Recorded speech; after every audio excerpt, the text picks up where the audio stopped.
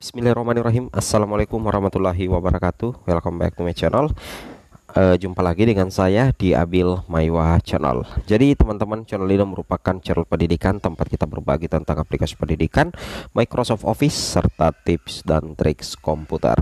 Jadi pada video kali ini teman-teman ya, berdasarkan informasi atau media yang kami dapatkan ya terkait dengan P3K Guru 2023, yang tentunya P3K Guru 2023 itu sedikit ya sama lah ya dengan P3K Guru 2022, tapi sedikit ada perbedaan sih sebenarnya Bapak Ibu ya, dan kita masih menunggu juknis ya, juknis yang akan kita ikuti nantinya. Jadi tentunya apa yang kami sampaikan ini itu masih bersifat estimasi Bapak Ibu. Di sini kita lihat ya, kategori guru honorer prioritas penempatan berdasarkan sampel formasi penempatan sekolah induk non induk, dan kemudian rencana top up formasi P3K Guru 2023. Di sini masih ada tanda tanya apakah yang pernah dikatakan oleh Mas Menteri itu akan direalisasikan atau tidak. Kita belum tahu ya keputusannya bagaimana, tapi mudah-mudahan saja ya, kalaupun tidak direalisasikan, mudah-mudahan saja Pemda mau mengajukan formasi semaksimal mungkin. Tapi sebelum kita lanjut, bagi rekan-rekan guru yang baru pertama kali menemukan channel ini, jangan lupa tekan tombol subscribe ya, dan aktifkan lonceng notifikasinya agar setiap hari Bapak Ibu bisa mendapatkan update informasi terbaru ya Bapak Ibu seputar P3K Guru tahun 2023 tentunya Bapak Ibu ya. Baik, di sini kategori guru honorer prioritas penempatan berdasarkan sampel formasi penempatan sekolah induk non induk top up formasi P3K Guru 2023 ya. Langsung saja Bapak Ibu kita bahas secara mendetail informasinya. Sebagaimana bahan rakor yang kami dapatkan ya terkait dengan mekanisme seleksi P3K Guru tahun 2023, tentunya Bapak Ibu guru yang belum diangkat menjadi ASN P3K itu istilahnya masih bertanya-tanya kira-kira bagaimana peluangnya nanti untuk menjadi ASN P3K Guru tahun 2023. Sebenarnya sederhananya seperti ini Bapak Ibu ya. Untuk mekanismenya nanti itu sebenarnya ada dua, mekanisme penempatan dan mekanisme seleksi menggunakan chat atau komputer asistes, yang mana nantinya Bapak Ibu untuk penempatan itu difokuskan langsung untuk guru yang sudah lolos passing grade 2021. Jadi intinya untuk guru PG 2021 tinggal berdoa mudah-mudahan formasi yang diajukan daerahnya itu sesuai dengan linearitas ijazahnya, dan jumlah formasinya itu minimal seimbang atau lebih banyak dari guru yang lulus PG di tahun 2021. Itu harapan dari guru PG. Kalau itu tercapai, maka guru PG itu bisa ditempatkan ya, langsung diangkat tanpa tes tas dan TIS teman-teman ya. Intinya seperti itu ya. Jadi P1 itu tinggal menunggu saja berapa formasi yang disediakan oleh daerahnya. Seperti itu kira-kira, dan apakah linear atau tidak. Sedangkan untuk seleksi menggunakan chat UNBK itu terbagi dua kategori, yaitu P2 dan P3 dan pelamar umum tentunya Bapak Ibu ya.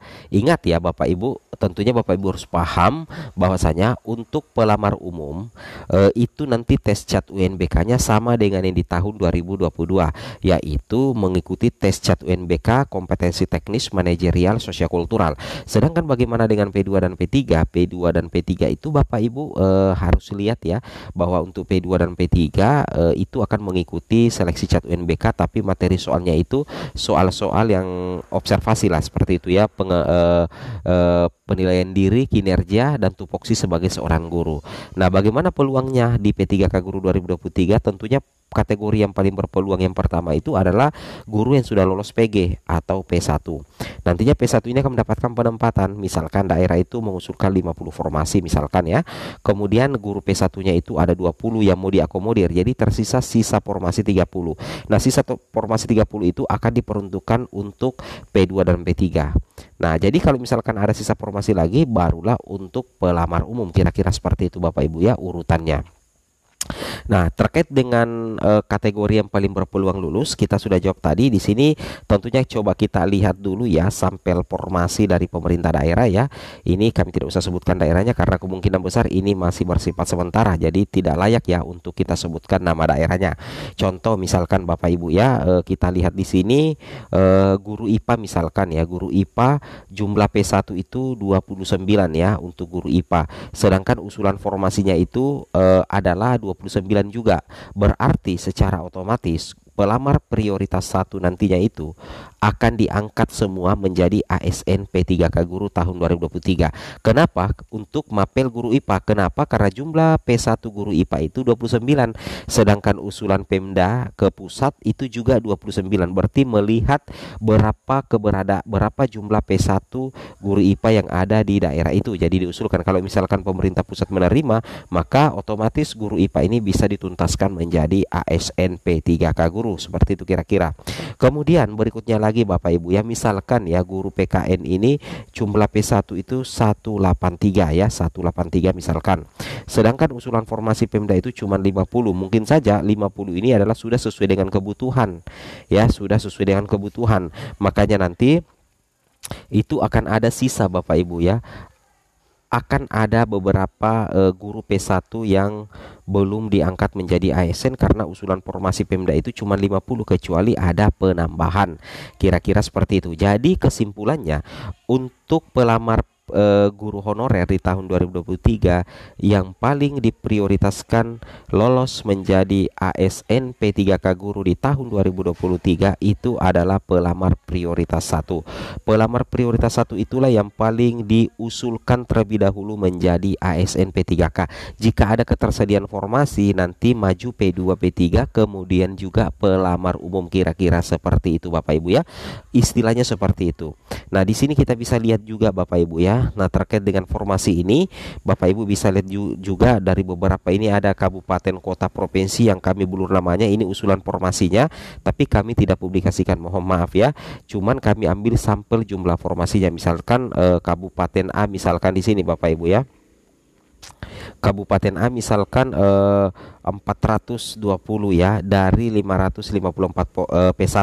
Berarti nantinya ketika penempatan P1 ini sudah selesai, maka akan sisa formasi itu ada Bapak Ibu. Untuk kabupaten ini itu diperuntukkan untuk P2, P3 dan pelamar umum. Jadi logikanya seperti itu ya, kan seperti itu.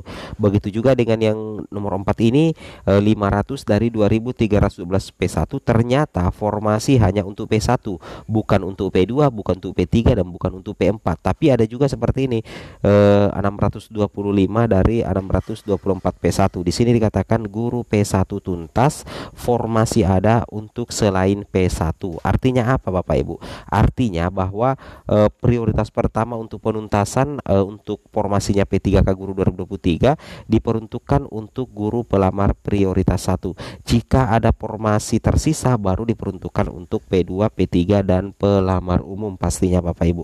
Tentunya itu menjadi kabar baik untuk pelamar P1, P2, P3, P4. Jadi berdoa saja mudah-mudahan ada ketersediaan formasi dari pemerintah daerah masing-masing, dan mudah-mudahan saja ada tambahan formasi bagi daerah yang belum mengirim formasi yang maksimal untuk daerahnya. Karena penentu kelulusan P1, P2, P3, P4 itu berdasarkan ketersediaan formasi Bapak Ibu.